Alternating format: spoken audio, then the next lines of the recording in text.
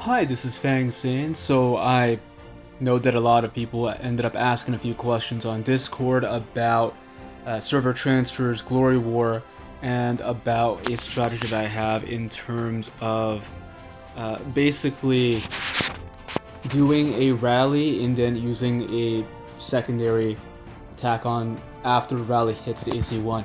So in this case I have the combat mastery, so I'm going to actually just do an instant recall because I can. Now I just collected some diamonds. So I'm going to show how to go about doing the rally strategy. I just needed to find a nearby HQ to accomplish this without attacking someone within an alliance. Actually, I might as well show this first because my AC1's nearby.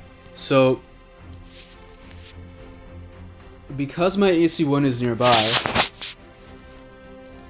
one player basically indicated that, is it bad to choose your own server for Glory War? Yeah, it is, because this ends up antagonizing your entire server. What you do is that you have someone else pick you, and you could just do what I refer to as a troop barrack strategy. So let's say if I have my main formation reinforcing AC1, and then I place a formation right beside it in this season building here. So what happened in the previous Glory War against Kicks is that they ended up hitting the AC1, ignored all of the season buildings around my AC1, and then just kept trying to hammer at it. What we did is that, well, I guess they didn't really ignore it. We just had it so well reinforced that they stopped caring about it. So a bunch of these season buildings here, like nearby here, they were all reinforced with like 4 or 5 divisions just there, just sitting right ready to reinforce the AC1. So let's say they kick out my AC1's formation. Now this guy is kicked out, he's dead. What do? I'm going to take my formation from this season building here, and I'm going to move it to my AC1 here, allowing it to continue reinforcing if he ends up getting kicked out. Because he's going to take a while to come back, this allows other formations nearby to then reinforce.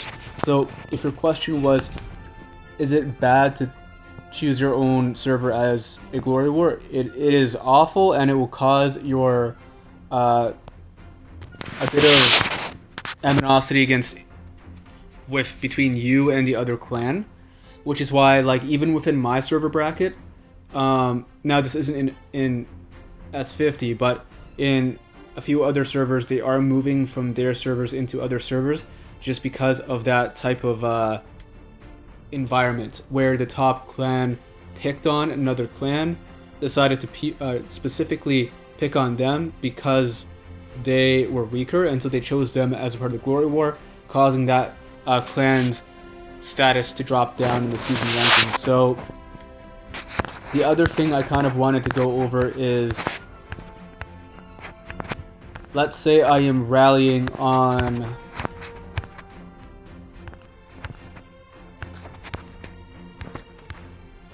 okay, there is no nearby HQ outside of my farm. Okay, there's Deadly Cap. I really don't want to hit him because he actually used to be my clan. But let's say that I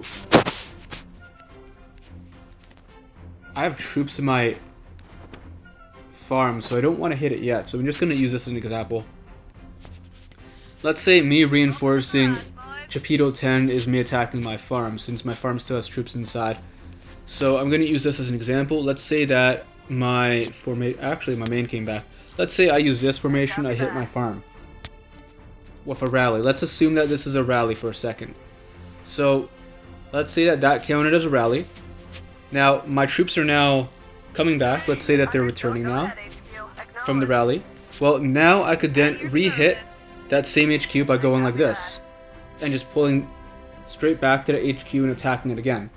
So if you do a rally with 10 formations inside that rally, that doesn't just count as one big attack, because a rally does a significant amount of damage based on how many formations are in there. You can then do an additional 10 attacks if 10 formations are inside of a successful rally. basically adding up to basically almost 20 attacks. And so when someone asks me, well, not me specifically, but the Discord, is attack basically really, really bad? Not really. It depends on how you attack, and it depends on who you're up against.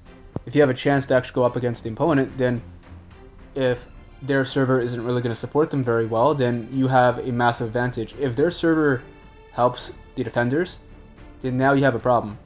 Outside of that, not particularly. It shouldn't really potentially be a problem. I'm actually just going to...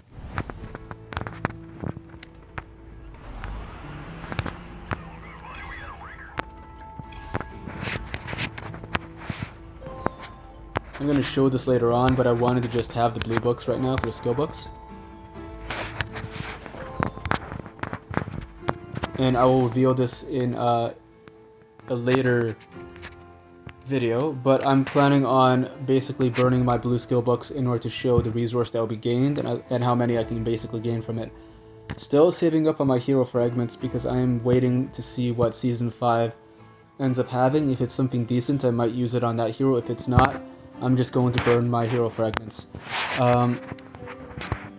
But there was one other detail that I did want to mention. One person basically stated, how do you gain so many resources on a farm? If you're talking about the more AFK way,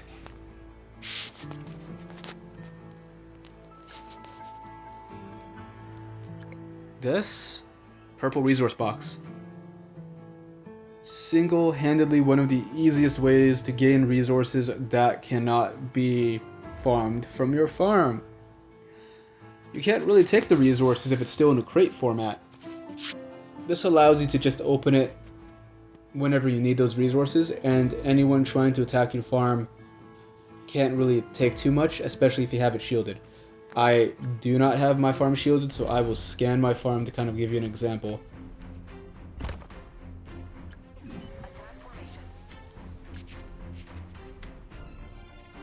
This is how much loot my farm has right now.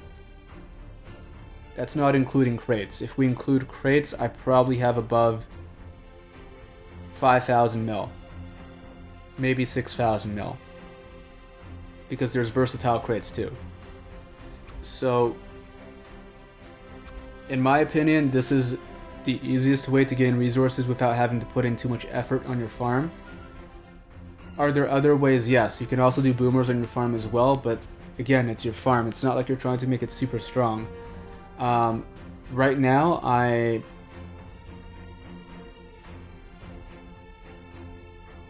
trying to think of other aspects that would help. So, okay, I remember the other question. So the other question that was asked inside the Discord was about the server transfers and migration slots. I am going to lower the volume of the music because I just realized how annoying the world map music is. Okay, perfect. Sorry, I'm just trying to change the setting because the world map music is just incredibly annoying to me. So, in terms of the server transfer slots, this is determined by a few aspects.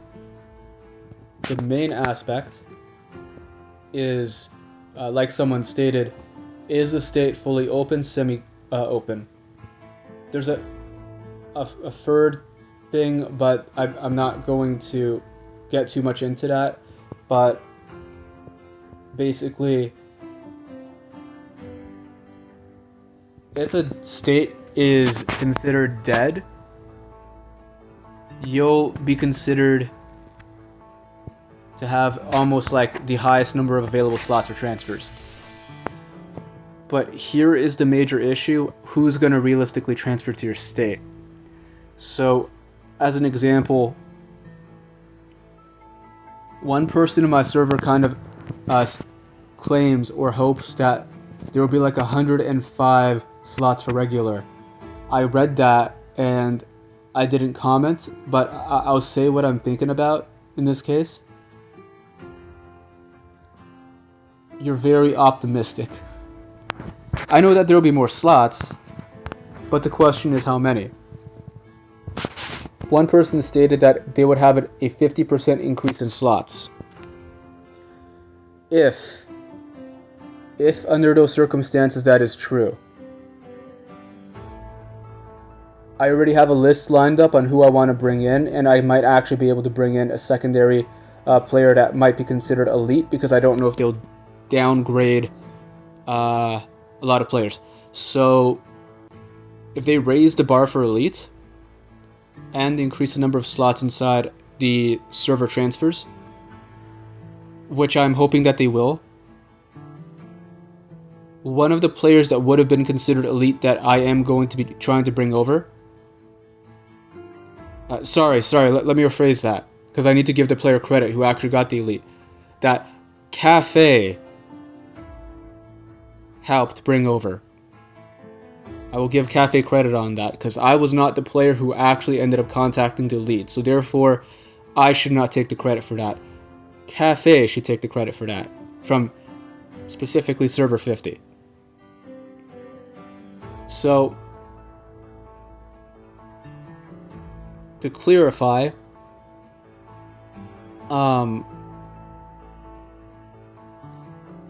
if I'm trying to avoid giving too many details of the players I'm trying to bring over while trying to provide some information, because I'm not trying to leak information. Okay, I think I know a way how to be a little bit vague about this. So, let's say that if the server that I'm in is considered a fully open state, then because of our original current listing, almost every single advanced slot would be filled. The elite slot, assuming that they don't change the actual tier list or the requirement for it, and it's as we think it is here in server 50, now we might be wrong, and he might be considered advanced, then this would allow us to bring more advanced players. If they end up raising the bar for elite, or if he's considered actually advanced, then this would allow us to bring another elite, like basically an elite player over, because they're not going to increase elite slots, because they're providing you 50% more of that slot tier. You cannot get a 50% increase of an elite slot tier of 1 and expect an elite slot tier of 2. That's not how that works. So you'll get more advanced slots, you'll get more medium slots, and then you'll get more regular slots.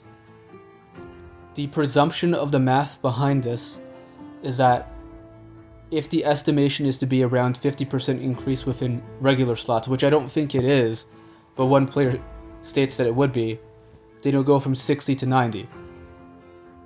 In my perspective, I think it's going to be a 50% increase in advanced slots, but a lower increase in regular slots, as otherwise I would be able to create a total of 3 very broken clans and fill them all up here in S50, especially if we merge. So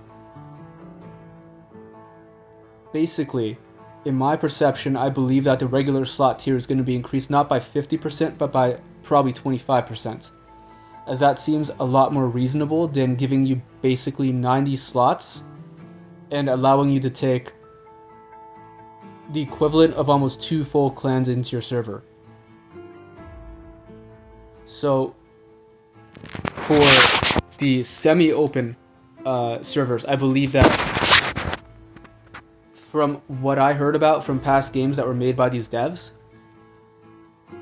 or published by them, sorry, this would remove the elite slot. So the elite slot would basically be gone, wiped out. Advanced slots still have significantly lower advanced slots, if not having them all taken away. Basically, lower advanced slots is what's going to happen. And then this is just to kind of balance out everything in terms of server transfers. The main detail that I want to get into is that this hasn't entirely been confirmed. They're just stating the fully open and the semi-open servers, which were done in past games. So I think that once the server transfers and mergers are confirmed, they will tell you how many slots you'll be given, and then that's when you'll know if you're a fully open server or a semi-open server.